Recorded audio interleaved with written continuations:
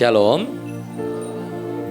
Saudara, dalam memasuki persiapan untuk Rosh Hashanah 2 minggu lagi, ada 7 tema yang Tuhan berikan buat setiap kita.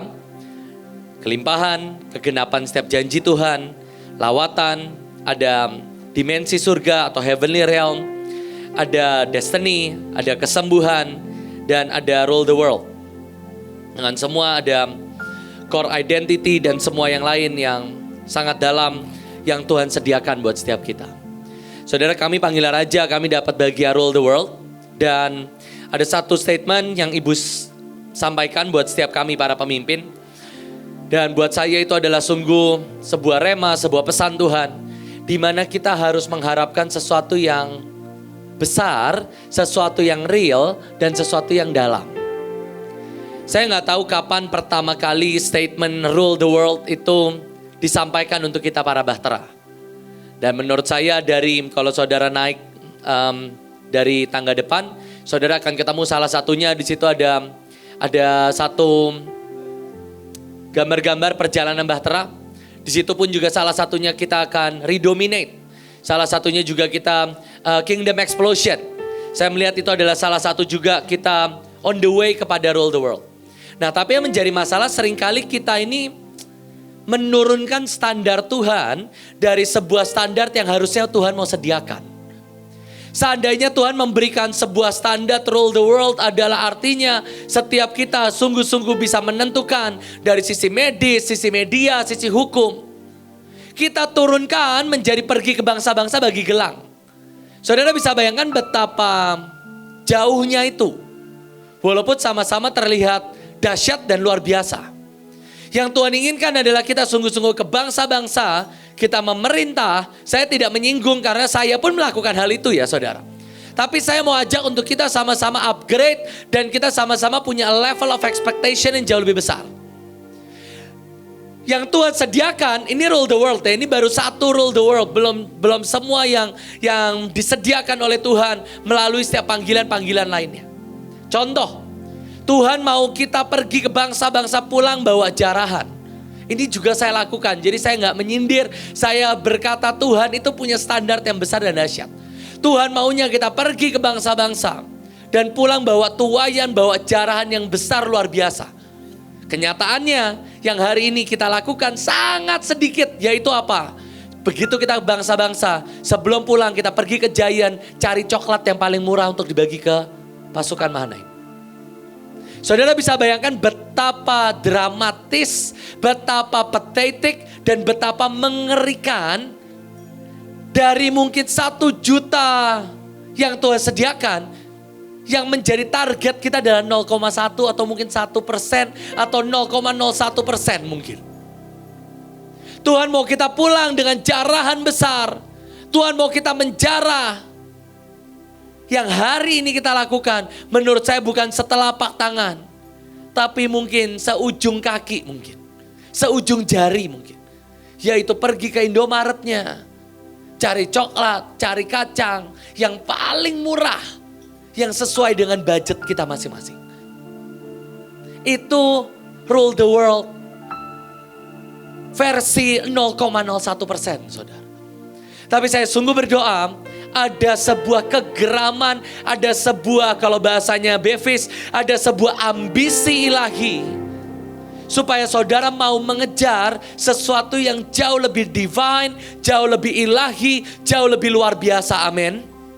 Saudara gak mau berhenti hanya di sebuah standar yang kau ciptakan untuk dirimu sendiri. Pergi ke bangsa-bangsa bagi gelang, itulah definisi rule the world.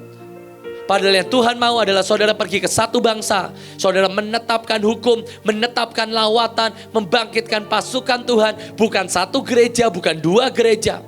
Tapi satu bangsa dibangkitkan bagi nama Tuhan. Itulah rule the world. Dan hari ini saya mau ajak untuk kita sama-sama belajar. Saudara, di Alkitab itu penuh dengan sebuah standar-standar dari para pahlawan-pahlawan Tuhan. Dan jangan sampai kita ini sebagai pelari estafet terakhir. Sekali lagi saya ingatkan setiap saudara semua. Kita ini adalah pelari estafet terakhir. Ada Paulus, ada Abraham, ada Ishak, ada semua pelari-pelari, ada Daud, ada Paulus. Dan kita adalah pelari terakhir. Saya rasa saya sudah pernah menampilkan sebuah video di tempat ini. Orang pelari yang memecahkan rekor lari paling lambat sepanjang sejarah lari diciptakan, saudara. Singkat cerita, dia bayar dan dia bisa masuk pada dia tidak pernah olahraga sebelumnya. Dan jangan sampai kita sebagai pelari-pelari di akhir zaman, kita itu seperti itu. Paulus lari dengan sangat luar biasa dan kita menurunkan semua standar sedemikian rupa. Mari kita belajar sama-sama. Contoh, ini bukan semua ya, ini baru contoh. Kalau saudara menyebut dirimu setia, saudara menyebut dirimu taat. Ada seorang yang bernama Nuh yang selama 600 tahun dia hidup dan dia membangun bahtera selama 120 tahun. Dan yang dahsyat adalah di Alkitab di 2 Petrus 2 ayat 5. Di Alkitab ditulis versi Amplified. Dia adalah a preacher of righteousness. Kalau Bevis pernah sharekan hal ini, saudara bisa bayangkan. Nuh itu seumur 120 tahun, umurnya dia 600 tahun. Selama 600 tahun yang bisa dia khotbahkan, yang bisa dia bawa masuk ke dalam bahtera, tidak lebih dari istri, 3 anaknya, 3 menantunya atau istri dari anak-anaknya. Dan semua sisanya apa? Para binatang-binatang. Tetapi tetap Tuhan memanggil Nuh dengan sebutan apa? A preacher of righteousness. Pengkhotbah yang menyampaikan kebenaran. Saudara bisa bayangin selama 120 tahun betapa bejatnya, betapa hancurnya generasi itu. Tetapi Nuh tetap berkhotbah selama 120 tahun. Sehingga Nuh disebut dialah a preacher of righteousness. Saudara bisa bayangkan dan masuklah generasi akhir zaman. Di mana saudara bukan menginjil, cuman bagi gelang, 1 kali ditolak. Dan saudara berkata ini generasi sudah gak bisa lagi diselamatkan. Sedangkan Nuh selama 120 tahun dia mencoba sampai namanya ditulis sebagai a preacher of righteousness. 120 tahun dia mencoba berkhotbah. Dan tetap cuma 8 orang. Itulah standar kesetiaan dan ketaatan. Membangun bahtera di atas gunung. Ada yang namanya disebut standar penyembahan. Kejadian 22 ayat yang kelima. Di saat Tuhan berkata, Abraham, serahkan anakmu yang kau cintai, yaitu Ishak. Dan Abraham ditanya oleh semua hamba-hambanya, Abraham, apa yang hendak akan kau lakukan? Dan Abraham dengan sangat kuat dia menjawab, aku akan menyembah Tuhan. Dan siapa korbannya? Itulah anaknya sendiri. Saudara, saya gak tahu seberapa banyak saudara sudah punya anak. Tapi saudara bisa bayangkan yang disebut dengan standar penyembahan adalah engkau mengikat anakmu dan engkau angkat pisau dan engkau hendak untuk membunuh anakmu sendiri. Itu yang disebut dengan apa? Penyembahan. Dan hari ini penyembahan kita hanya nyanyi I saw the Lord. Dan kita sebut itu adalah penyembahan. Saudara bisa bayangkan? Betapa kontrasnya, betapa jauhnya standar dari yang ditaruh oleh para pahlawan iman dengan kita hari ini. Yang saya sebut dengan penyembahan artinya saya bangun lebih pagi, saya datang mempersiapkan anggur manis. Itu yang saya sebut dengan inilah penyembahan. Yang saya sebut penyembahan itu adalah saat saya mempersembahkan mungkin jam tangan dari Pak Yusak, itu yang saya sebut penyembahan. Tetapi standar ilahi menaruh anaknya sendiri di atas mezbah. Kalau saudara pernah berkata, saya mempersembahkan sesuatu yang sangat sakit bagi hati saya. Apakah itu adalah anakmu sendiri yang engkau mengangkat pisau sendiri? Itu yang disebut dengan apa? Standar ilahi. Kata sepakat, I'm with you heart and soul, 1 Samuel 14 ayat 6-7. Saudara bisa menemukan salah satu contoh. Ada bujang pembawa senjata. Dia gak bawa pedang. Yang bawa pedang adalah Yonatan. Jadi pembawa senjata dengan tangan kosong. Dia naik ke atas bukit, naik ke tempat yang lebih tinggi. Melawan kira-kira 20 orang 20 orang yang mati, yang kabur nggak tahu berapa. Kira-kira mungkin 20-30 orang. Dengan tangan kosong. Dan yang dahsyat adalah lalu kemudian setelah itu lalu timbullah kegentaran di perkemahan. Dan singkat cerita bumi gemetar, para penjara itu gemetar. Sebab ada kegentaran yang dari Allah. Itu definisi apa? Sepakat. Dan hari ini saudara sepakat. Oke, kita mau bangun gedung, ya sepakat. Tapi tidak ada satupun kegentaran yang iblis rasakan. Dan saudara penuh dengan alasan, oh saya gak punya uang, jadi saya gak bisa nabur. Tapi hari itu bujang pembawa senjata dengan tangan kosong. Saudara, saya kemarin baru melihat ada sebuah klub di Jerman namanya Union Berlin. Dia adalah klub sepak bola yang hari ini baru masuk ke dalam liga yang salah satu yang paling tinggi, Champions League. Dan saya membaca sejarah singkatnya, ternyata di tahun 2004 kalau tidak salah. Mereka ini naik pangkat, dan kalau mereka naik pangkat suka gak suka, stadiumnya harus direnovasi. Dari mereka liga kampung istilahnya, mereka menjadi liga internasional. Mereka harus membuat stadiumnya dengan standar internasional, tapi Union Berlin tidak punya uang.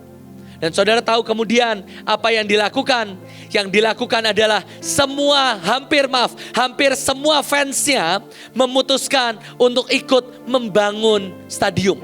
Dan total mereka dengan semua fans memberikan 140.000 jam free kerja. 140.000 jam. Saudara ngerti kalau di luar negeri hitungan kerja itu jam. Dan mereka memberikan 140.000 untuk apa? Membangun stadium. Saya coba cari videonya, cuman karena itu video lama dan itu semua fans bekerja. Jadi mereka gak ada videonya, saudara. Saya coba cari, cuman kebanyakan dokumenter yang isinya cuman interview.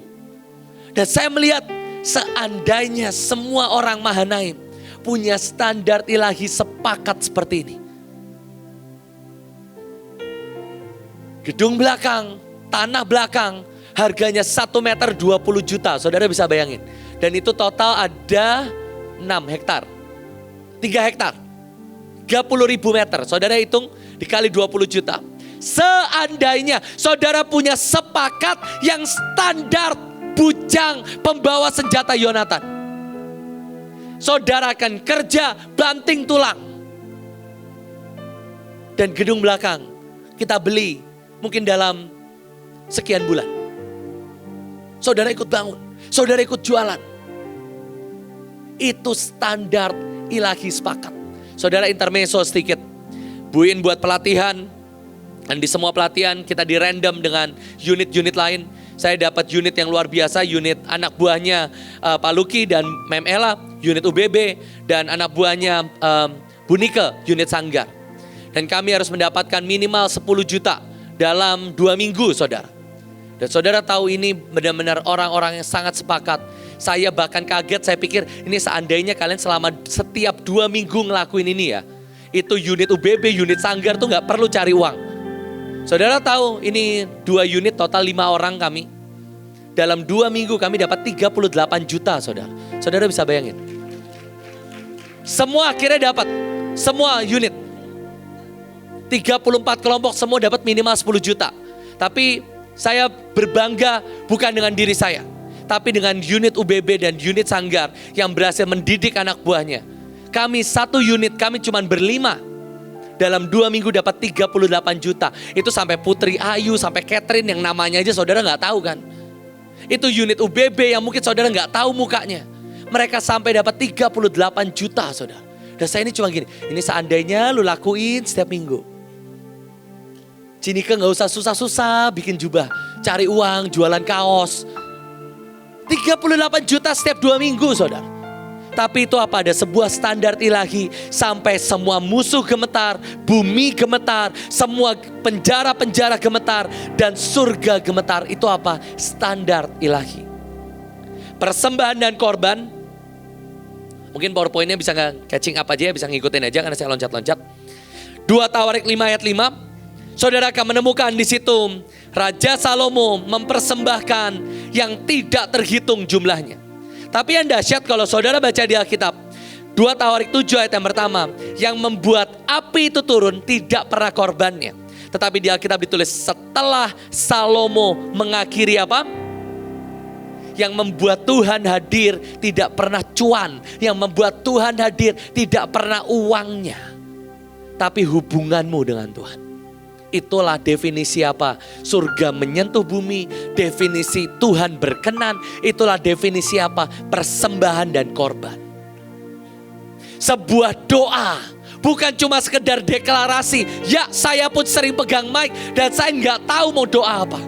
Tapi ada sebuah doa yang sampai surga merespon dan api turun dari langit. Itu apa? Standar ilahi. Bahkan Salomo adalah salah satu orang yang disebut di Alkitab seringkali pengkhotbah. Suka berkata dialah raja yang tidak berkenan, tidak sampai garis akhir. Dia pun bisa menaruh sebuah standar ilahi. Hikmat dan kekayaan, saudara juga bisa melihat dia mengatur 31 triliun rupiah kira-kira. Dan semua definisi pengabdian, saudara menyebut dirimu mengabdi kepada Tuhan, mengabdi kepada manusia. Hosea 1 ayat 2 sampai 3. Inilah yang seringkali ibuin sedang dapat rema dari Tuhan. Sebuah lagu tentang anugerah, sebuah lagu tentang belas kasihan, tetapi inilah lagu tentang pengabdian. Bagaimana Hosea menikahi seorang perempuan sundal. Kenapa? Karena Allah berfirman. Dan kalau saudara buka di dalam kitab Amsal, harga seorang pelacur, itu hanya 1 potong roti saja. A price of a whore, is a loaf of bread. Itu cuma seharga 1 potong roti. Dan itulah yang dinikahi oleh Hosea. Itu adalah standar pengabdian. Kalau hari ini kau dididik dan kau marah, hari ini kau cuma disuruh pergi ke bangsa-bangsa, kau marah. Kau cuma disuruh tetap ada di Mahanaim dan kau marah. Kita ini sebenarnya sangat tidak layak menyebut diri kita pelari terakhir. Bahkan supporter terakhir pun tidak layak. Kalau saudara menyebut dirimu bertobat, wanita Samaria, Yohanes 4 ayat 25. Saudara tahu definisi dari pertobatan adalah di saat-saat perempuan Samaria bertobat. Dan dalam hari itu juga dia membawa 1 kota kepada Yesus. Itulah definisi pertobatan. Jadi kalau saudara sebut dirimu yang namanya pertobatan, artinya saudara nangis-nangis, no. Pertobatan adalah engkau membawa 1 kota. Semua orang yang senasib dengan engkau, semua orang yang dosanya sama, berbalik kepada Tuhan. Itulah standar yang ditaruh oleh seorang perempuan yang sedang tidur, sedang tinggal dengan suami orang lain. Kalau engkau merasa engkau jauh lebih layak, jauh lebih benar, jauh lebih kudus, kalahkan semua standar ilahi yang sudah mereka buat. Saudara nangkap? Dan hari ini kita menyebut inilah pasukan terdahsyat. Mana yang terdahsyat? Kita bahkan tidak ada 1% pun dari semua pahlawan-pahlawan iman tadi. Setiap pertobatan kita hanya menghasilkan rasa mengasihani diri sendiri. Dan tidak pernah membawa kepada 1 kota yang bertobat. Sepakatmu tidak pernah mengguncang bumi. Persembahanmu tidak berhasil menurunkan api dari langit. Pengabdianmu tidak pernah melahirkan sebuah pertobatan yang sampai ditulis di dalam kitab kehidupan. Maka saya berdoa, ingini sebuah level yang baru di hadapan Tuhan. Kalau hari ini saudara berkata, wah Pak, saya terlalu jauh. Saudara, di Alkitab ditulis bahkan Elia adalah manusia biasa sama seperti engkau dan saya. Kalau mereka bisa, taruhlah level of expectation yang jauh lebih tinggi dari yang pernah bisa engkau bayangkan. Lalu caranya bagaimana? Mari kita sama-sama belajar firman Tuhan. Hari Selasa lalu, saya diizinkan Pak Luki untuk share di BMN. Dan saya sangat belajar. Ada satu statement yang Pak Luki share hari itu adalah tentang rivalry. Atau saya bisa lanjutkan dengan rivalry but not enmity. Ini tentang rival tetapi bukan perlawanan atau bukan persaingan. Ini adalah sebuah pengejaran, susah ya, pengejaran tetapi bukan saling melawan satu sama yang lain. Saya coba jelaskan singkat. Saudara, singkatnya rivalry atau rival adalah a competition for the same objective.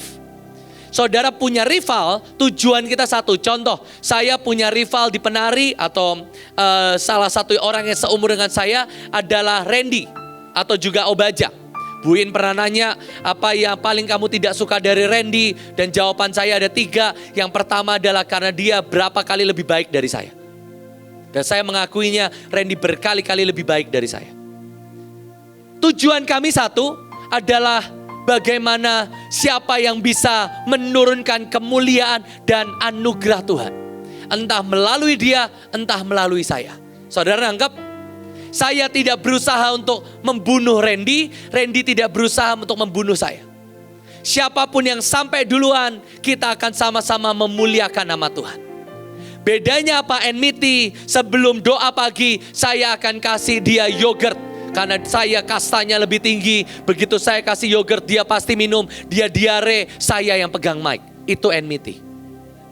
Saya akan menyediakan Randy, ini adalah gorengan yang paling enak. Dan begitu dia makan, besoknya dia serak. Saya pegang mic. Itu namanya apa? Enmity. Itu adalah sebuah perasaan, sebuah kondisi di mana engkau menganggap orang lain adalah musuhmu dan engkau dilawan oleh mereka. Makanya di Alkitab menulis dengan kita ini adalah pelari-pelari. Kenapa? Kalau seorang pemain bola, saudara akan tackle, saudara tarik bajunya, saudara sikut supaya orang lain kalah. Tapi seorang pelari, kalau ada orang lain yang lari lebih cepat dari engkau, saudara gak bisa ambil batu, saudara gak bisa pelorotin celananya. Kalau dia lari lebih kencang, satu-satunya yang bisa engkau lakukan adalah apa? Lari lebih kencang lagi. Itu adalah apa? Rivalry. Boleh saya ajak sejenak, coba saudara bayangkan siapa yang menjadi rival dalam pelayanan, rival ilahi dalam hidupmu saudara. Buat saya selain anak-anak muda, salah satu yang menurut saya rival yang paling mengerikan dan rasanya sangat sulit dikalahkan adalah unit sekolah saudara. Saudara bisa bayangkan setiap bulan 1-2 miliar pengeluaran mereka.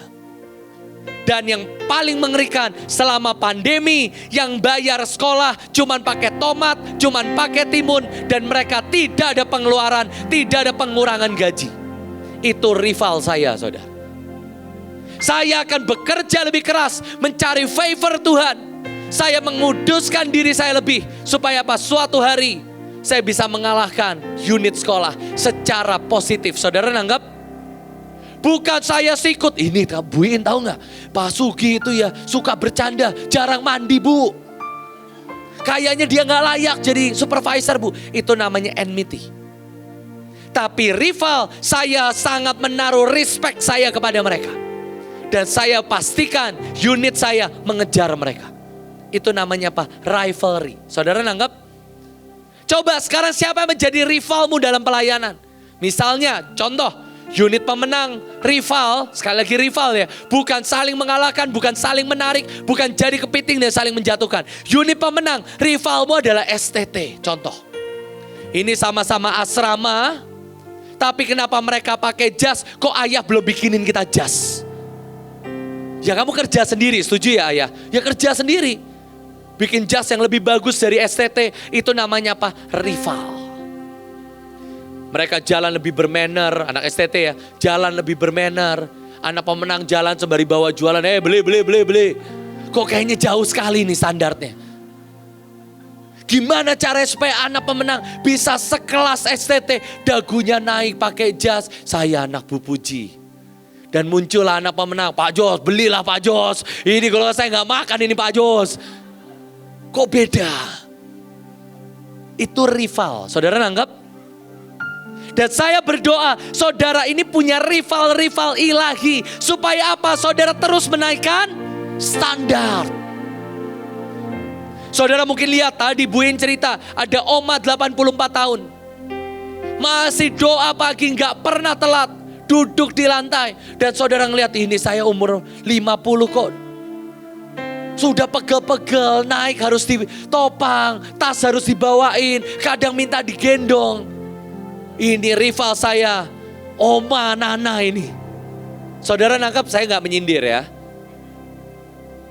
Nyindir sih sebenarnya. Tapi saya sungguh berdoa, ada rival ilahi yang membuat engkau lari lebih kencang, menaruh standar yang lebih tinggi, amin. Sekali lagi rival dan bukan enmity. Nah saya mau kesaksian. Saya ini kaget kenapa para pemimpin-pemimpin di Mahanaim itu jauh diurapi, jauh lebih dahsyat. Suatu kali di tengah doa pagi, belum mulai doa pagi, masih sepi. Pak Samuel duduk rada jauh, kami biasa berseberangan. Saya di penari, Pak Samuel belakangnya Bu Puji. Hari itu masih sepi, Bu Puji belum datang seingat saya. Dan Pak Samuel duduk, karena kita duduk di lantai, ngesot sampai ke samping saya. Bagaimanapun Pak Samuel adalah orang yang lebih senior, secara umur juga beliau lebih senior. Dia di STT juga di atas saya, senior saya, pemimpin saya juga di STT. Tapi hari itu Pak Samuel bisik-bisik dan Pak Samuel nanya, Pak Jos, saya mau nanya. Gimana sih Pak, Bapak bisa pede dan ngomong di depan? Saya coba cerita, Pak Samuel, saya ini kok rasanya nggak tepat ya, saya ngajarin orang. Enggak Pak Jos, ajari saya. Saya coba ajarin. Dan yang lebih mengerikan, saudara tahu endingnya apa? Dia berlutut, Pak Jos tolong doakan saya. Saudara ngerti? Jangan lakukan setelah ini, tapi saya tidak pernah melihat ada jemaat melakukan itu. Jujur, jangan setelah ini saudara lakukan hanya untuk ambisi pribadi, no. Itu sungguh tulus keluar dari hati Pak Samuel. Pak Jos, doakan aku supaya aku percaya diri ngomong di depan. Demikian juga sama Pak Luki hari itu ngomong di BMN. Di depan semua orang. Pak Luki bilang, saya ini kalau pemuritan masih kalah dengan Pak Jos. Saya harus mengejar Pak Jos. Saya ini cuma gini, Pak Luki itu umurnya jauh. Saya belum lahir, Pak Luki sudah mengabdi. Saudara bisa bayangin gimana saya mau ngalahin. Mungkin kalau Tuhan belum datang, umur saya 120 tahun, Pak Luki sudah pulang ke surga duluan, baru saya mungkin mengalahkan dia. Kalau enggak, umur saya enggak mungkin bisa mengalahkan. Saya belum lahir, Pak Luki sudah mengabdi. Saudara bisa bayangin. Tapi Pak Luki berkata, saya masih belajar untuk cara memuridkan. Itu apa? Rival. Setiap kali saya ngelihat ada penari terutama ya, ada orang yang jauh tariannya lebih dahsyat dan yang lebih seringkali lebih mengganggu dalam kata tanda kutip adalah kalau hadirat Tuhan, tiba-tiba favor Tuhan turun lebih dahsyat. Saya ini gini, apa yang buat dia seperti itu ya? Saya pastikan next saya akan mengalahkan dia. Salah satunya pas suatu kali tarian Pilar menyanyikan lagu Sehati Sederap. Biasa Pilar tariannya itu aja, paling naik lagi. Lagunya itu aja, tiba-tiba semua Pilar menari Sehati Sederap. Hari itu saya mendatangi Kak Roy, saya bilang, saya salamin Kak Roy, selamat. Hari ini kamu jauh lebih baik dari saya. Tapi saya pastikan ini terakhir kalinya saya menyalami tanganmu. Karena selanjutnya saya akan lebih baik. Suatu kali Kak Obed menyiapkan sebuah tarian, tangannya retak. Dan dia nari pasangan dengan Cetina dengan tangan retak. Dia nari karena di Holy Stadium semua tarian di bawah, dia nari di depan saya dengan nangis.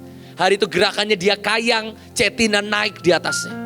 Tangannya retak dan digips dengan sangat kuat, dia ikat. Sorry gak digips, dia ikat tangannya dengan selendang dengan sangat kuat. Tangannya retak, sini ya. Dan dia formasi, dan dia kayang, Cetina naik ke atasnya. Hari itu masih ada penari imam. Dan hari itu dokter berkata, kalau kamu nari sekali lagi, kamu pasti mati. Dan dia berkata, biarkan aku menari sampai aku mati. Badannya semua kuning, dia putar. Kok gak mati-mati, kita cuma liatin. Saya siap menangkap. Sampai hari ini tetap hidup juga saudara. Dan saya ini cuma gini, ada rival ilahi. Saya berkata, saya ini masalahnya saya sehat bugar. Dan gerakan saya gak bisa kayang seperti itu. Kapan saya bisa mengalahkan mereka dalam tarian? Tapi itu apa? Itu rival saudara. Mari kita belajar sama-sama 1 Samuel 18 ayat yang kelima.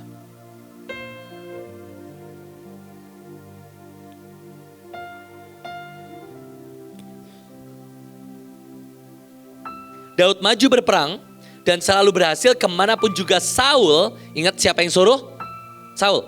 Sehingga Saul mengangkat dia menjadi kepala para prajurit. Hal ini dipandang baik oleh seluruh rakyat dan juga oleh pegawai Saul. Ayat selanjutnya, ayat yang ke-6. Tetapi, memang ada orang-orang yang pertobatan itu pertobatan satu ayat, saudara. Tetapi kemudian Daud pulang. Ada orang bernyanyi, mengalahkan beribu, mengalahkan berlaksa. Bangkitlah amarah Saul. Sebab pikirnya akhir-akhir jabatan raja itu pun jatuh kepadanya. Saudara, ini sudah bukan lagi rival. Di awal, Saul menganggap Daud sebagai partner. Tapi kemudian Saul merasa terancam. Dan itu apa? Enmity tadi. Dan dia mengangkat tombak. Bahkan dia mengerahkan seluruh pasukan Israel untuk mengejar. Ini apa? Ya, ini adalah cinta jabatan. Dia insecure. Dia mengejar tahta. Dia mengejar kursi dan bukan fungsi. Salomo dengan Yerobeam. 1 Raja-Raja 11 ayat 28. Yerobeam adalah seorang yang tangkas. Ketika Salomo melihat bahwa orang muda itu adalah seorang yang rajin bekerja, maka di tempatnya lah dia mengawasi semua pengerja wajib dari keturunan Yusuf. Ayat selanjutnya juga, pada waktu itu ketika Yerobeam keluar dari Yerusalem, Nabi Ahia orang Silo mendatangi. Lalu ayat yang ke-40, lalu Salomo apa? Berikhtiar membunuh. Memang ada orang-orang yang selalu insecure dan tidak pernah mencoba untuk mengejar. Seandainya hari itu Salomo memutuskan, enggak, anakku Rehabeam harus bisa menjadi rivalnya Yerobeam. Harus maju, harus upgrade sampai dia bisa mengalahkan. Menurut saya tidak ada cerita tentang perang saudara ini. Dan menurut saya pastinya Rehabeam akan jauh lebih baik daripada Rehabeam yang kita kenal hari ini. Begitu Salomo tahu bahwa Yerobeam dipakai Tuhan, pekerja yang tangkas, pengerja yang pintar, langsung seketika itu juga dia berikhtiar untuk membunuh. Saudara, memang ada orang-orang yang tipe kepiting. Dia gak akan pernah membiarkan ada orang di atasnya. Saya bersyukur di Mahanaim khususnya Ibu Iin selalu men-encourage setiap kita untuk berkata selalu, ayo punya urapan yang jauh lebih besar dari saya. Ayo kalahkan saya. Ayo buat Mahanaim yang lebih besar. Saya rasa itu kalimat yang sangat sering kita dengar, setuju? Dan Bu In gak pernah insecure kalau ada saudara yang khotbah lebih bagus. Bahkan Bu In selalu berkata, Ibu Ruth, Ibu Iren khotbahnya lebih bagus. Ini adalah orang-orang yang jauh diurapi. Saya benar-benar ngelihat itu adalah rival ilahi, saudara. Tapi coba saudara cek. Begitu ada orang lain bikin gambar Instagram lebih bagus dari saudara, langsung saudara insecure. Ibu In sudah gak pakai saya lagi. Kok Joshua sudah gak pakai saya lagi. Ini yang bikin brosur lebih bagus dari saya. Harusnya engkau menganggap itu sebagai rival ilahi. Engkau terus upgrade, engkau terus upgrade. Rahel cemburu, kemudian memberikan Bilha. Dan saudara tahu kemudian cemburunya ini berlangsung sampai kepada anaknya Yusuf. Karena iri hati kakak-kakak Yusuf menjualnya ke tanah Mesir. Kalau saudara belajar Korah, Datan dan Abiram, Mazmur 106 ayat 15. Kenapa Korah, Datan dan Abiram ditelan bumi? Itu juga karena cemburu kepada Musa. Itu apa? Enmity. Kalau saudara berpikir Korah, Datan dan Abiram dibunuh Tuhan, ditelan bumi karena kemarahan, pemberontakan. No, semua dimulai dengan apa? Cemburu. Korah, Datan dan Abiram tidak mau upgrade. Dia memutuskan untuk apa? Kita kudeta saja. Kita lawan saja Musa. Hukumannya apa? Bumi terbuka dan menelan Datan, menutupi kumpulan Abiram. Sampai ke perjanjian baru, Kisah Rasul 5 ayat 17. Akhirnya imam besar bertindak dengan sangat iri hati. Mereka menangkap rasul-rasul. Para murid-murid, Matius 18 ayat 1. Siapakah yang terbesar di dalam kerajaan surga? Saudara, ada namanya roh cemburu. Bilangan 5 ayat yang ke-30. Ada yang namanya roh cemburu. Yang membuat saudara, saya pastikan saudara gak akan bisa sampai kepada standar ilahi. Saudara cuman penuh dengan alasan demi alasan. Oh dia sih bisa dipakai Tuhan karena begini. Dia mah penjilat. Dia mah deket sama buin. Dia mah suka nabur ke buiren. Jadi semua pasti dapat favor lebih. Dan saudara gak akan pernah sampai kepada sebuah standar ilahi. Kenapa? Hidupmu penuh dengan roh cemburu ini. Sampai engkau bisa menemukan dan engkau bisa mengalahkan. Di Alkitab ditulis gini. Sungguh orang bodoh dibunuh oleh sakit hati. Ayub 5 ayat yang kedua. Dalam bahasa Inggris, and jealousy kills. Anak yang kekanak-kanakan, orang yang polos dan sangat gampang dibodohi. Kalau bahasa Indonesianya orang bebal dimatikan oleh iri hati. Tapi dalam bahasa Inggris ini kalimat aktif. Tetapi cemburu itu membunuh anak-anak. Kalau saudara ini masih penuh dengan iri, cemburu, maka saudara sebenarnya nggak lebih dari apa? Anak-anak. Saya punya satu catatan panjang tentang level kerohanian. Dan yang paling pertama adalah anak-anak. Ciri-ciri yang pertama adalah apa? Seperti Yesus suka dicariin waktu dia di bait Allah. Kalau hidupmu masih suka dicariin, kok hari ini nggak datang, kok hari ini nggak tugas, kok hari ini penarinya telat. Itu artinya engkau masih di level anak-anak. Dan di Alkitab ditulis, and jealousy kills. Dan cemburu akan membunuh anak-anak. Saudara, saya mau tampilkan sebuah video. Singkat cerita, sebelum videonya dimunculkan, singkat cerita saya nggak tahu sejak kapan, tapi mungkin sejak papa saya meninggal, semua tanaman-tanaman di papa saya bawa ke rumah saya. Dan saya menemukan tanaman-tanaman ini kok aneh ya. Kadang tumbuh, kadang enggak. Mulailah hobi dari satu tanaman sampai akhirnya sekarang rumah saya on the way seperti hutan, saudara. Satu tanaman di kamar mandi taruh satu, taruh dua. Sampai Kesha ngomel-ngomel, ini pokoknya tanaman terakhir ya. Ini tanaman terakhir ya. Gimana dia beranak cucu, saya bilang. Kan kamu gak mungkin ngusir dia, dia anakmu loh, saya bilang. Ini cucu kita, saya bilang. Nah yuk, boleh saya tampilkan? Saudara, ada yang aneh dalam tanaman. Ini dia. Pause dulu boleh? Pause dulu. Saudara, propagation itu adalah stek. Saya ini udah bisa bakat ini saya. Dari awalnya kata Kesia semua tanaman yang saya tanam pasti mati. Sekarang udah mulai tumbuh, saudara. Ini bukan tanaman saya. Ini adalah perbedaan antara mother plants atau tanaman yang ibunya dan anakannya yang disetek terus. Nah, saya mau tunjukin, saudara. Boleh? Thank you. Mothernya cuma segitu, yang di stek segini panjang. Oh ya, boleh di play aja, thank you. Gak usah pakai lagu, gak apa-apa. Ini mamahnya aslinya cuma segitu, anaknya sepanjang ini, sampai bawah. Satu lagi, ini mothernya, itu 4 bulan, saudara. Dah, thank you, video cuma sesingkat itu. Ternyata semua yang disetek, anak-anak yang, anak ilahi, anak rohani, itu tumbuh 3 kali lipat lebih tebal daunnya, 3 kali lipat lebih besar, 3 kali lipat lebih subur, 3 kali lipat lebih panjang kalau merambat. Itu tanaman setek. Propagation tadi. Dan saya ngeliat gini ya, kenapa kita sebagai orang yang ngerti profetik, kita sangat malas untuk melahirkan generasi. Padahal harusnya generasi itu tumbuh minimal, ini tanaman ya, bukan manusia ilahi. Bukan manusia supranatural. Minimal 3 kali lipat loh, saudara. Bahkan sampai yang bikin video ini kan video Facebook, video TikTok atau video Instagram ini. Dia bilang gini, bahkan saya nggak tahu apa faktornya katanya. Tanahnya sama, saya nyiramnya sama katanya.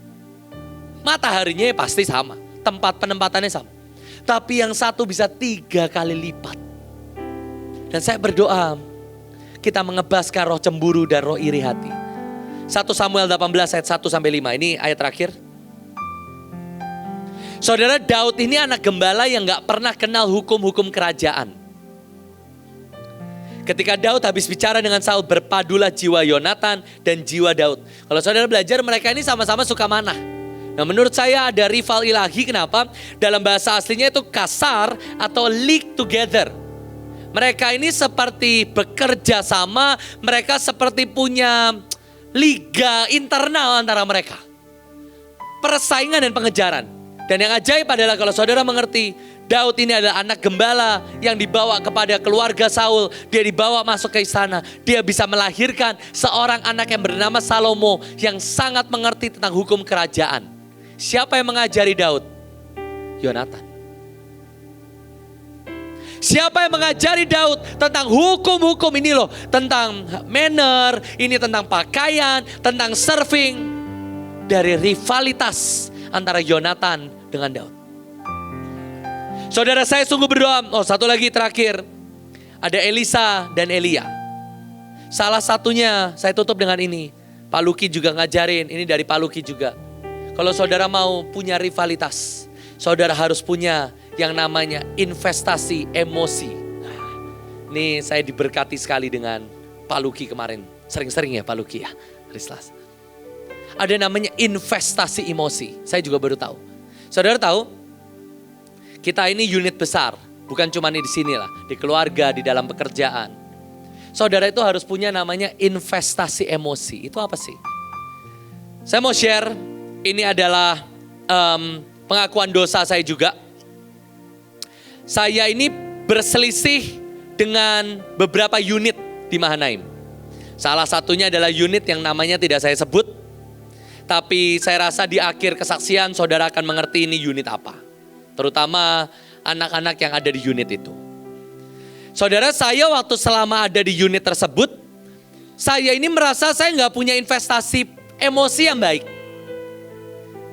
Investasi emosi adalah apa? Saudara ini punya apa ya? Say hi, saudara punya santun, saudara minta tolong. Sehingga kita punya investasi emosi yang baik saat suatu hari kita berbenturan. Saudara anggap ya. Contoh, saya ini sering datang ke Pak Samuel atau Pak Sugiarto. Kita sering makan bareng, kita di Mr. Cup bareng, kita bikin sekolah Samaria Kudus bareng. Suatu kali kita bikin acara rock dan ternyata acara rocknya belum izin. Pak Sugi mau marah, saya yang maju. Pak Sugi, sorry ya Pak, aku lupa. Pak Sugi langsung tenang. Kenapa? Investasinya tebel. Nah, suatu kali saya ini punya selisih dengan satu unit. Saya nggak mau sebut, tapi saya rasa nanti ujungnya saudara tahu. Saya ini sering rapat sama unit tersebut. Ini cerita dulu. Sekarang berbeda. Setiap kali saya rapat, selesai rapat, oke, selesai. Saya mimpin rapat, sudah selesai. Amin, amin. Doa tutup. Saya keluar ruangan, mereka semua tidak ada yang keluar ruangan. Dan mereka semua akan rapat ulang semua yang saya ngomong barusan. Dan semua yang saya sudah tetapkan tidak ada yang dikerjakan. 2, setiap kali saya sudah mau datang untuk khotbah, saya kirim anak-anak rock buat ngajar, mereka suka ganti jadwal semau mereka. Hari ini gak bisa, besok bisa. Hari ini telat, mulainya jam 10, janjian jam 8. Itu menimbulkan ada degradasi emosi. Nambah lagi, kami itu pernah membantu pekerjaan mereka. Kami begadang sampai kira-kira 4 malam. Kami kerahkan semua anak youth untuk bantu pekerjaan mereka. Bantu tanda tangan, bantu menulis. Di hari H ternyata kami sudah kasih. Dan saudara tahu minggu depannya kami dapat kabar datanya hilang. Syoklah kami semua. Kerjaan kami berhari-hari tidak ada yang berfungsi. Sampai suatu kali saya pendam itu dalam hati saya. Investasi emosinya minus. Suatu kali ada mereka membuat acara. Mereka berkata jam 8. Saya datang jam 8 kurang 20. Seperti lazimnya Joshua Christian. Ternyata mereka berkata, Pak Joshua ngapain datang pagi-pagi? Acaranya 8.45. Saudara bayangkan saya kena prank. Saya jadi T-Rex. Saya hijau. Saya pergi dari ruangan tersebut. Dan sampai masuk, sampai semua BMN bingung. Ini semua foto dan semua video rusak. Karena ada Pak Joshua ngamuk-ngamuk di ujung sana. Saudara tahu itu investasi emosi. Saudara suka gak suka? Saudara ini perlu nanam investasi kepada semua unit. Contoh, saudara ini mau minta tolong kepada anggaplah unit pemenang. Datangilah Kak Steve. Saya tahu beberapa orang takut, saya enggak Kak Steve. Takut dikit tapi oke lah saya Kak Steve. Saudara datangi Kak Steve, jangan cuman chat. Pak Steve, saya boleh gak minta tolong? supaya anak-anak pemenang bantu kami di KKR jadi asyar. Nah, nanti itu pasti akan punya bibit emosi. Saudara nanggap? Begitu ada salah paham, aduh Pak Steve saya maaf banget. Ini harusnya jadi asyar pemenang. Tapi kayaknya gak jadi Pak Steve. Maaf. Saya gantinya, saya boleh traktir makan pemenang gak selama 1 minggu penuh. Itu investasi emosi. Tapi ada orang-orang sama seperti tadi. Gak ada minta tolongnya. Kalau cancel by chat. Maaf ya Pak Steve, gak jadi. Hehe. Itu investasi minus. Suatu hari nanti saudara lagi naik mobil. Tiba-tiba gak sengaja ngebut. Pas becek kena sepatunya Kak Steve. Wah, puji Tuhan Kak Steve itu lemah lembut dan baik hati. Dia tidak akan marah, diberkatilah engkau. Tapi kalau itu saya jadi T-Rex lagi saudara. Saudara tahu kita ini semua harus punya rival ilahi. Kita ada standar yang sudah para pahlawan Tuhan taruh di sana. Dan gimana caranya engkau terus upgrade? Engkau terus upgrade ada sangat banyak. Tapi hari ini saya mau share, kita harus punya rival. Coba saudara boleh tatap rivalmu. Saudara boleh cari ada gak di tempat ini. Kalau belum ada, carilah. Jangan yang kejauhan. Saudara tahu rival tuh kalau kejauhan. Kayak Persija gitu ya. Wow, rival kami adalah siapa? Bayern Munchen. Waduh, itu susah saudara. Kejauhan. Rivalnya itu apa? Persib. Nah, itu sama-sama Jakarta dan sama-sama Bandung. Dekat gitu ya, sebelahan. Nah, itu rival. Coba saudara lihat, oh saya ini penari, tapi penari yang lebih bagus dari saya ini siapa? Oh si A. Oh kita ini sama-sama AB-nya Bu Iin. Oh dia itu bisa bikin brosur, saya nggak bisa. Saya harus upgrade. Dan disitulah saudara akan menemukan persaingan ilahi, bukan saling menjatuhkan, tapi sekali lagi rivalitas ilahi adalah a competition for the same objective. Kita punya satu tujuan yang sama, yaitu lawatan, amin. Mari pejamkan matamu sebentar, bawa hidupmu di hadapan Tuhan.